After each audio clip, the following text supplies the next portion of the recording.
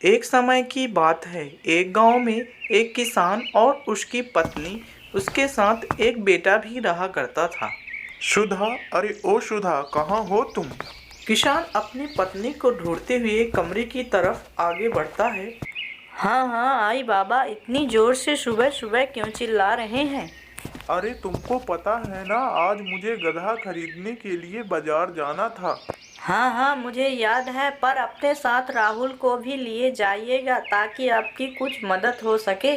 किसान और किसान का लड़का दोनों लोग बाजार की ओर चल देते हैं। उनके घर से बाजार काफी दूर हुआ करता था, परंतु किसान के पास पैसा ना होने के कारण वो और उसका लड़का पैदल ही बाजार की ओर चले जाते हैं। अरे भाई, इस गधे का कितना पैसा लोगे? इस वाले गधे का मैं 25,000 लूंगा। अरे कैसी बातें कर रहे हो, थोड़ा कुछ कम लगा दो। अगर तुमको खरीदना ही है तो मैं तुम्हारे लिए 20,000 लगा दूंगा। इससे कम और मैं नहीं कर सकता। किसान उस बैल को खरीद लेता है। किसान और किसान का लड़का अब उस गधे को लेकर बाजार से चल देते हैं। जैसे ही वह बाजार के थोड़ा आगे ही जाते हैं, तभी उनको एक गांव पड़ता है। वह गांव के चौराहे से गुजर ही रहे थे। अरे देख भाई, कैसा मूर्ख इंसान है। दोनों लोग गधा लिए हुए हैं फिर भी पैदल चल रहे हैं। हाँ हाँ भाई, मैंने इससे ज्यादा मूर्ख इंसान अपनी जिंदगी में कभी नहीं देखा। किसान और किसान का लड़का यह बातें सुन रहे थे। तभी वह थोड़ी दूर ही आगे जाते हैं तो किसान अपने लड़के को गधे के ऊपर चढ़ा देता है और फिर से वो दोनों आगे की ओर चल पड़ते हैं। चलते चलते उन्हें एक दूसरा गांव पड़ता है। तभी वह उस गांव के चौराहे से ही गुजर रहे थे। एक महिला बोलती है, जरा देख तो रीना, कितना मूर्ख लड़का है। खुद तो गधे के ऊपर बैठा हुआ है और अपने सियाने बाप को पैदल चला रहा है। सच में ये लड़का बहुत ही मूर्ख है।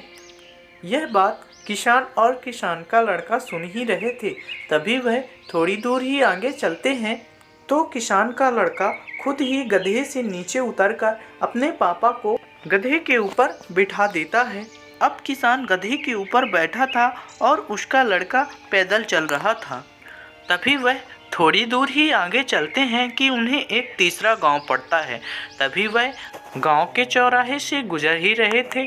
तभी एक बुजुर्ग आदमी बोलता है, अरे कैसा मूर्ख बाप है, बच्चे को खुद पैदल चला रहा है और अपने गधे के ऊपर बैठा हुआ है। यह बात किसान सुन लेता है। वह आगे जाकर वह गधे के ऊपर से नीचे उतर जाता है और गधे को एक रस्सी से बांधता है और उसका लड़का और किसान दोनों लोग गधे को अपने कांधे में रखकर चलने लगते हैं और वह इस तरह उसे अपने कांधे पे लिए हुए अपने गांव की ओर पहुंच जाते हैं। वह गांव पहुंचकर उस गधे को नीचे रखते हैं और उसकी रस्सी को खोलते हैं। जैसे ही रस्सी को खोलते हैं और देखते हैं तो वह गधा मर चुका था।